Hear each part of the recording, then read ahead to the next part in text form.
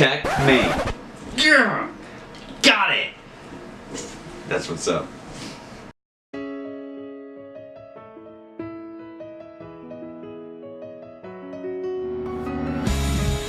Have you ever thought to yourself, man, I am so good at video games, I wish the whole world could have a law system purely based on the outcome of games? Well, I sure haven't, as I am bad at most games other than JRPGs, but for most gamers, that would be an ideal fantasy, and the series No Game No Life brings that fantasy to life in a traditional Isekai fashion. Originally a light novel series written by Yu Kamiya, the series grew in popularity, eventually getting the attention of Studio Madhouse, and in April of 2014, the anime series moved its first pawn on screen. The story begins with a duo of game users nicknamed Blank winning a game of chess with an unknown player who turns out to be a god named Tet, who then asks them if they would live in a world where games dictate the way of life, and shortly after answering yes, they are pulled into the fantasy world known as Disboard, where every person and race have to live under 10 pledges that ensures everything in this world must be settled with gaming. This world is inhabited by 16 different classes that are full of different races besides humans, and that makes our cast of characters vary in many different ways, leading to a bunch of interesting games to be played by our main characters. Sora, the older sibling and the strategist of the Blank duo. He's very cunning and manipulative when playing games, as he's able to come up with a strategy for almost any situation he finds himself in.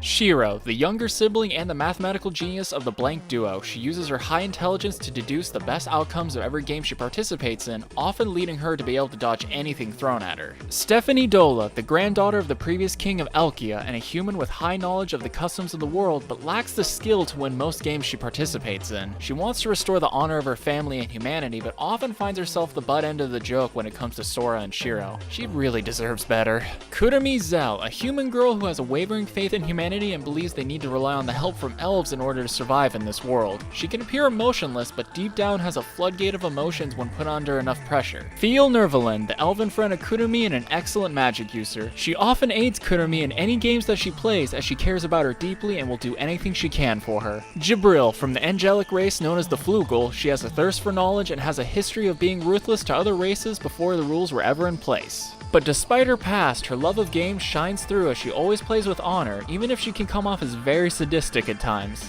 She's my favorite. Izuna Hatse, the ambassador of the War Beast, and while she's still learning how to function in this world, she's very competent in playing games to the point she's always the representative in most games the War Beasts participate in. In order to build an engaging fantasy world, you have to be able to flesh out the setting, the rules the people live by, is there magical properties at play, races that have conflict with one another, and as far as a 12-episode only anime, No Game No Life delivers strongly on building the world the audience is exploring. Right from the get-go, we learn about how this world is governed by all sorts of games and how each race is ranked in order of how well they participate in them, giving us an understanding on how important it is to win the games and the consequences that unfold when a game is lost, whether it be a small wager of an article of clothing or to something huge like your entire race's right to exist. Every race in this world has distinctive properties from one another, like an elf's affinity for magic or a war beast's keen senses on reading people, which can impact how they play if they are challenged, and really showcases creative solutions in order to overcome game after game. Even though by the end of the last episode we are still wondering about most of the races and what other powers they might possess, you are left with plenty of knowledge of the world already, making you feel like you were truly immersed into this anime. This series prides itself in being a comedic, ecchi isekai show, and I think it rightfully can do so. The over-the-top silliness that happens in something like a game of chess where the pieces react to feelings rather than orders in this world delivers so many great laughs and makes you question how the next game will be even more creative for our cast. It also uses plenty of nerd references in order to keep the audience more engaged and feel like they can relate when they reference other anime series like JoJo's, Detective Conan, Yu-Gi-Oh!, or even other games like Phoenix Wright, Galga, and whoa, they reference Persona! This anime's 10 out of 10, no question! Please excuse me, I lost my train of thought. Bottom line, they like to throw as many jokes at you as possible, which works really well for the most part, while sometimes some of the jokes can be a bit repetitive as the series goes on, the bathhouse fan service scenes providing a good example of that. Yes, it does provide ecchi moments for every new girl that comes in and gives us a more comedic look at their personality, but this happens so often that it can get annoying and less comedic when they take away from the plot just for another one of these scenes. Most of the time though, the fan service is often there for comedic purposes and works well with it being appealing to the audience and comical for the absurdity of Sora and Shiro's antics and how far they can push them. Though I wish they wouldn't lewd Shiro so much. Speaking of the iconic step-siblings, they are an example of great character dynamic and writing in this series, bringing what really shines in this series to light, the character development. Sora excels at strategic games and reading his opponent's every move depending on a single action they make or even a minor twitch in expression. While he may come off as crazy with all his bold and unbelievable choices, it's his overwhelming confidence that speaks volumes to what kind of person he is and how he can get away with being so manipulative, but can also be rattled so easily when someone outmaneuvers him. On the opposite side of the spectrum, Shiro is highly intelligent with an IQ far surpassing any average person, making it so she's able to easily calculate almost any possible outcome in a game and almost always know how to react logically, but doesn't understand emotions all too well, leading her to crumble under pressure when things don't go as calculated. But when you put these two together, they beautifully complement each other's strengths and weaknesses, making them an unstoppable team even in the most dire games. But don't ever place them in separate rooms, because that's when their social recluse side really comes through and they fall to pieces faster than Sonic the Hedgehog. These two highly intelligent characters drive the plot away from the direction of, oh wow, I get to live in a fantasy world, this is the best thing ever, to, alright, this is amazing, but what else can I do with this world? A god brought them into a world where gaming is everything, but if just living a simple life of games was enough for them, this series would be nowhere near as interesting as it is. The siblings task themselves with the ultimate goal of challenging God to another game in order to take his title, and that task drives them into many different kinds of games, giving us an overall goal and plenty of strides the plot can take till the end.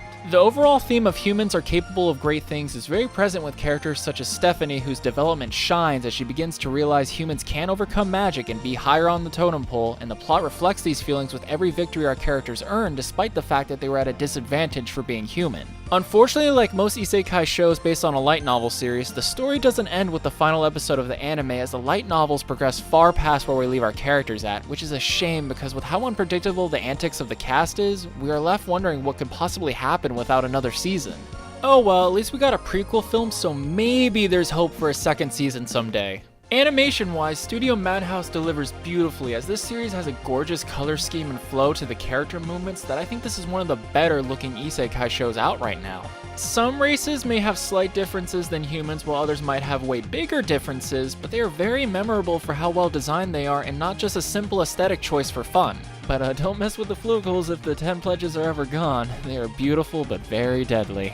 The way each character is shaded differently with multiple colors, including the hairstyles, makes each character really pop out on screen and very distinctive from other series. The animation flows the best when the games are being played, with how the color schemes change tone based on emotion, gets simplified for comedic effect, and even super action-packed if the game calls for it. It almost feels like you're watching multiple different anime series all in one, as this series likes to incorporate multiple genres into the games in order to give more variety to the show, and Madhouse nailed the animation aspect on every front when portraying these moments. The opening to this anime is extremely well animated, with how well the song matches the visuals on screen and portrays how flawed the main duo are, with the shots of them floating aimlessly as society continues to move on without them, but the music begins to really ramp up as more of the fantasy world starts to open up, introducing elements to Sora and Shiro that they never thought was possible, and perfectly matches the tone of how they now have a goal in life that they are going to stop at nothing to achieve. The rest of the soundtrack is very memorable, as they use a lot of music that is reminiscent of video games, which blends perfectly when a game is being played on screen. It's very easy to picture specific scenes when listening to the individual tracks, which is always a good thing to take away when you finish an anime, from the dramatic pieces when Sora's playing with confidence to the even more happier tones that come with the slapstick comedy on screen. The ending song is beautifully worked with the visuals being shown, further emphasizing how disconnected the step-siblings were before meeting and how important their bond is currently. They can always rely on each other, and the trust they have for one another is unbreakable. I've only seen the sub version of this series, and the characters were voiced excellently with how they were being portrayed, especially with the gags between Sora, Shiro, and Stephanie. You can definitely tell the chemistry they had with how they were able to bounce off one another, making the comedy that much more engaging. This series has a lot of strengths for only being a 12-episode anime, and one can argue that the slow start at the beginning can make the series feel like it's not worth it for how short it is. If you give it a chance past the initial couple episodes, I'm sure as an anime lover or a gamer, you will find a lot of things worth watching in this series, even with the small hiccups it had. I give No Game No Life 8 chess pieces out of 10. I was very skeptical going into this series, but now I'm glad I did. If you love fantasy worlds and games with clever twists, I definitely recommend this series to you. Now, if you'll excuse me, I have a rematch of chess waiting for me.